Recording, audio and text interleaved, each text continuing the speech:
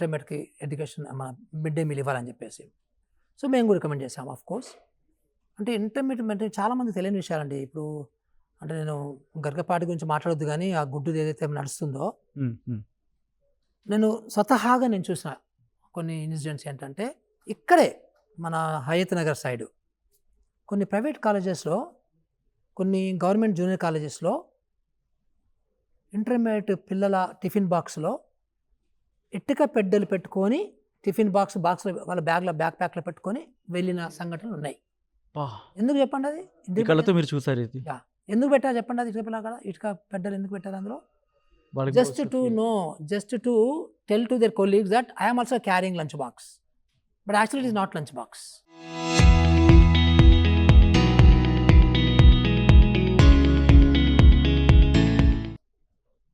Got it. So మాకు చాలా మంది ఇంటర్మీడియట్ జూనియర్ లెక్చరర్స్ చెప్పారు, ప్రిన్సిపల్ చెప్పారు, సార్ కంపల్సరీ పెట్టాలి, చాలా మంది పిల్లలు సో వాళ్ళ ఆకలితో ఉంటున్నారు చాలా. అందుకనే మీకు ఇంటర్మీడియట్ అటెండెన్స్ <50% ఉంటుంది ఆఫ్టర్ లంచ్. పిల్లలు ఇంటికి వెళ్ళిపోతారు. ఎలా? వాళ్ళు పొద్దున్నే తినకుండా వస్తారు, మధ్యాహ్నం కూడా లేకుండా చచ్చిపోతారు. అందుకని వాళ్ళు మధ్యాహ్నం వెళ్ళిపోతారు ఇంటికి. So it is very important. మనం ఎట్లా ఉంటుందంటే ఇండియాలో ఎట్లా ఉంటుందంటే మనము 3 కళ్ళతో చూడాలి. సో 3 కళ్ళు, ఇంకా ఎక్కువ కళ్ళు ఉంటాయేమో కానీ 3 లెన్స్తో చూడాలి. కళ్ళు అంటే lens, I mean to say. 1 is poor, వాళ్ళ లెన్స్తో చూడాలి నువ్వు. 2nd is middle class, 3rd is ఇంకా తెలుసు మనకి rich people, high class. So ఈ 3 లెన్స్తో చూడాల్సిన అవసరం ఉంది. కానీ చాలామంది ఇండియన్స్ ఈ 3 లెన్స్తో చూసే ఒక బ్రాడ్ మెంటాలిటీ లేదు, టు బి ఫ్రాంక్ మాట్లాడితే. సో అందుకని ఇట్లాంటివి వస్తాయి, గరగపాటి లాంటి కామెంట్స్ వస్తాయి. సో మనం ఆ లెన్స్ ఆయన మిస్ అయిపోయాడు, 3వ లెన్స్ మిస్ అయిపోయాడు ఆయన, మిడిల్ క్లాస్ లెన్స్తో చూసాడు ఆయన. అందుకని ఇప్పుడు మాలాంటి వాళ్ళు మేము 3 లెన్స్తో చూస్తాం ఎప్పుడు కూడా. So we don't hate these people అట్లా కాదు ఇష్యూ. సో 3 ఉన్నారు ఇక్కడ, 3 రకాల కేటగిరీస్ ఆఫ్ సొసైటీ మన దగ్గర ఉంది. These 3 are different 3 societies actually. నేను క్యాస్ట్ గురించి మాట్లాడితే మళ్ళీ అన్ని క్యాస్ట్ ఉన్నాయి మన దేశంలో, 6,000 కులాలు ఉన్నవి. సో 6,000 కేటగిరీస్ ఉన్నాయి, అది వేరే విషయం. అది ఇంకో స్కూల్కి వచ్చినప్పుడు ఏ క్యాస్ట్ అయినా ఒకటే కదా. ఓకే, బట్ అదర్వైజ్ క్లాస్ చేస్తే మనకి 3 క్లాస్ కనబడతాయి క్లియర్గా. సో అందుకని మనము ఎవరిని దృష్టి పెట్టుకోవాలి, ఎవరిని దృష్టి పెట్టుకొని డిజైన్ చేయాలి కదా. లీస్ట్ కండిషన్స్ లో పూర్ కండిషన్స్ ని పూర్ కదా, మెయింటైన్ చేయాలి. వీళ్ళని దృష్టి పెట్టుకొని మనం డిజైన్ చేయాలి కదా. వీళ్ళని దృష్టి పెట్టుకొని డిజైన్ చేయొద్దు అట్లని చెప్పేసి. సో మీకు కొడుకు అవసరం లేదు, మీకు కొడుకు అవసరం లేదు, మీరు ఇంట్లో తింటారు కాబట్టి సో వీళ్ళకి కూడా అవసరం లేదు అనడానికి లేదు. ఎట్ ద సేమ్ టైం నేను వీళ్ళకి కొడుకు పెడతాను మీకు పెట్టాను అనడానికి కూడా లేదు. అంటే అట్లాంటి ఒక డివిజన్ చేయలేము మనం పిల్లల్ని. ఆ పిల్లలలో అంటే ఇప్పుడంటే టాప్ క్లాస్ పిల్లలు ఎవరు లేరు, మిడిల్ క్లాస్ వాళ్ళు ఉన్నారు, పూరు కలిసి ఉన్నారు చాలా చోట్ల. బట్ అదని మనం డివైడ్ చేయలేము. సో అందుకనే మనము పూర్ వాళ్ళకి ఏదో అవసరమో అది మనం డిజైన్ చేస్తాం. అంతెందుకండి, నేను చాలా స్కూల్స్, గవర్నమెంట్ స్కూల్స్ అమెరికాలో వెళ్ళాను. ఈ మధ్యన మొన్ననే వెళ్ళాను, కమిషన్ నుంచే వెళ్ళాను.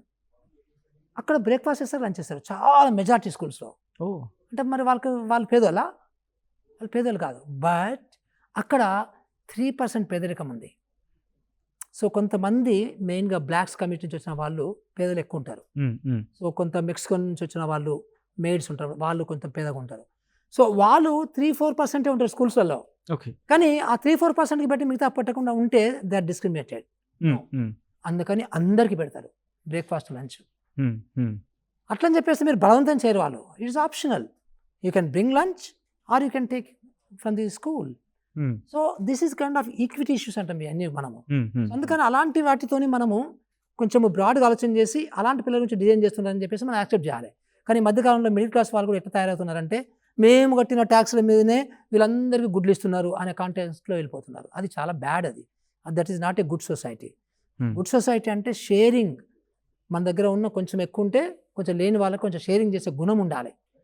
తర్వాత కేరింగ్ గుణం ఉండాలి. మన పక్కన నేబర్స్ని కేర్ చేయాలి, మనతో పాటు ఉన్న మన ఫెలో సిటిజన్స్ని కేరింగ్ ఉండాలి. ఇది షేరింగ్ కేరింగ్ మనం నేర్పించాలి ఎక్కడ కూడా. అందుకనే ఇట్లాంటి ఒక ఆలోచన విధానాలు పుట్టుకొస్తున్నాయి. ఇంట్రెస్టింగ్. మీరు మిడ్ డే మీల్ గురించి మాట్లాడుతున్నప్పుడు I have seen very close because ఆ issues of mid day meals నేను 3 years చాలా క్లోజ్ అసోసియేషన్లో వర్క్ చేశాను. బట్ మీరన్న పాయింట్లో ఒక పాయింట్ ఆఫ్ టైంలో దట్ వాస్ వెరీ ట్రూ. ఆ ఫుడ్ కనుక న్యూట్రిషన్స్ అండ్ బాగుంటే పిల్లలు తింటారు.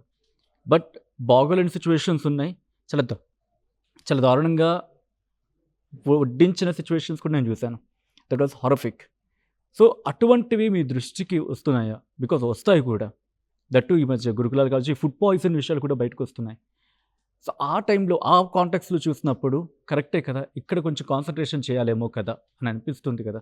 అప్పుడు ఈ పాయింట్ ఆఫ్ టైంలో ఓకే, అది కోర్స్ ఆయన చేసిన వ్యాఖ్యలు ఎవరు సమర్థించారు. అట్ ద సేమ్ టైం దీన్ని కూడా కొట్టిపారేయలేం. So what is your opinion on this sir? It's a good thing actually.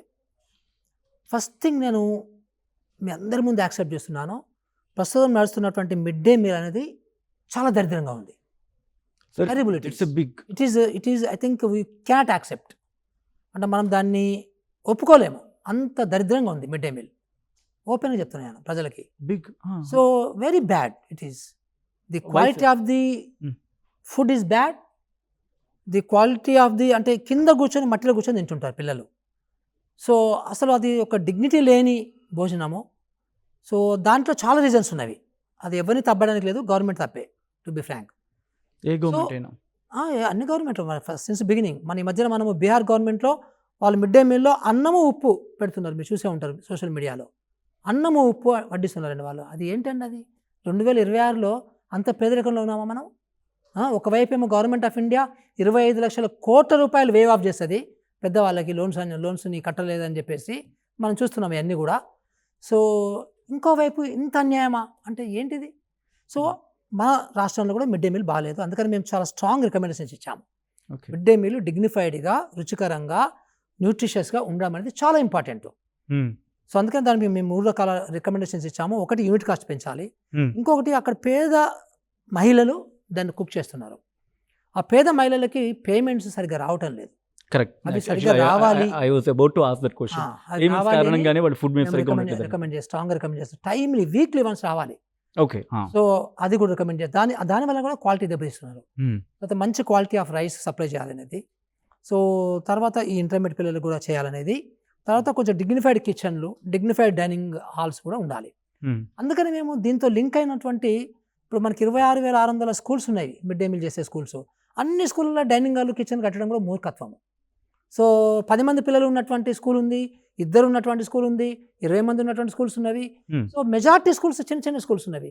ఆ చిన్న చిన్న స్కూళ్ళల్లో మనం ఎక్కడ కిచెన్లు కడతాము, ఎక్కడ మోడర్న్ కిచెన్లు కడతాము, ఎక్కడ మోడర్న్ డైనింగ్ హాల్ కడతాము, ఎక్కడ డిగ్నిఫైడ్ ఫుడ్ ఇవ్వగలుగుతాము, ఎక్కడ డిగ్నిఫైడ్ ఆర్ ఒక మంచి క్వాలిటీ ఎడ్యుకేషన్ ఇవ్వగలము. అందుకని మేము we have recommended the big schools.